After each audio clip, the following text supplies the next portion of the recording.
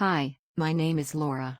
Today I wanted to talk to you about a friend of mine who left her job as a public high school teacher in California, after 5 years. She loved helping students realize their vast potential. But it became clear to her that school officials were obsessed with indoctrinating students with left-wing ideology, and that dissenting voices, like hers, were not welcome. Right now, public education officials are doing their best to convince concerned parents that an ideology that falsely insists America was founded on systemic racism and that our institutions still discriminate against Black Americans like me is being taught to children. Well, I'm here to tell you those officials are not being truthful. In the 2020 fall semester, she noticed something strange. Many of her English as a second language students were failing a mandatory ethnic studies course. Since teachers at the school used the same online platform for lesson plans and learning materials, she was able to access the ethnic studies lessons. While she expected to see plenty of America bashing, what she found legitimately shocked her. Just about every single lesson had some element of critical race theory in it.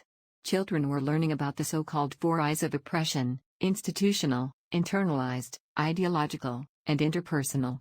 The course syllabus said students would use colored strings to rank their different identities to create intersectional rainbows.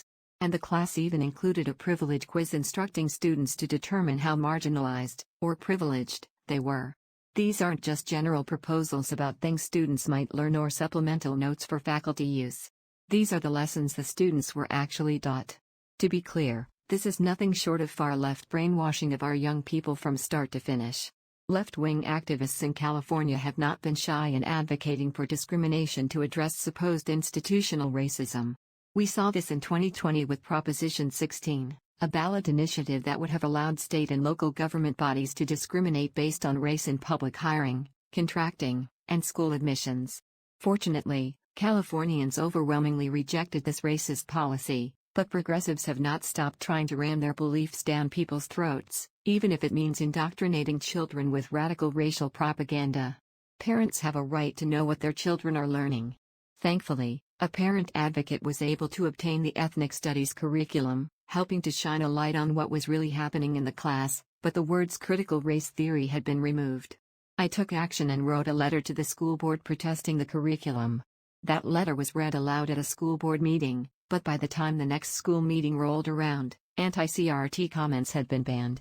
When it came to my friend's beliefs, she was in the minority on my campus, and her district is not very kind to people who don't agree with the agenda they're trying to push on students. Let me put it this way: if you're wondering whether critical race theory is a good thing for our country, try speaking out against it and see how people treat you. For me, that was when the real racism started. So, she left my job, and with her husband, they moved to Florida. At long last, she feels accepted and is now teaching in a local elementary school. She still cares deeply for the students and families in California and other states who are being held hostage by public school officials and their agenda. The first step in empowering families in California, and across the country, to fight back against the radical teachings of CRT in the classroom is to arm them with knowledge. Not only are public schools force-feeding these lies to students, but they're also keeping parents in the dark. But parents deserve the truth about what their children are learning. That's why it's so important to fix the system by requiring public schools to post a listing of their learning materials online. The Academic Transparency Act, a reform developed by the Goldwater Institute, would do just that, and this common-sense legislation would minimize public education officials' ability to mislead families about what's truly going on in the classroom.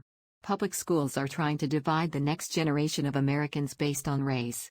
There's a word for that: racism. The real goal is to institute Marxism. Karl Marx originally used class as a means to divide people into groups. Today, the left is using race to accomplish the same goal. Parents, and teachers, who truly care about their students, can fight back. They can demand transparency in what materials are being used and what ideas are being taught in the classroom. To learn more about how students are being indoctrinated, watch some of our other videos concerning what is being taught in our schools. It is up to parents to get active in their school system to bring these issues to light. It is no wonder so many of our young people are turning away from faith and why the current generation has such a high degree of suicide. I hope this video has motivated parents to get more involved in their kids' lives and to take a critical look at what is being taught in their public schools. Nehemiah Reset produces videos each week to talk about issues that are occurring in our culture. Unfortunately, The state is taking over control of educating our students. This is exactly what Nazi Germany did before World War II. If we don't turn the direction that our education system has taken, our children will become the next brown shirts used by a US president to help control our society. You can see other videos on the Nehemiah Reset.org website or on our rumble.com channel. We hope to see you again in the near future on another of our videos. Have a great day. Future on another of our videos.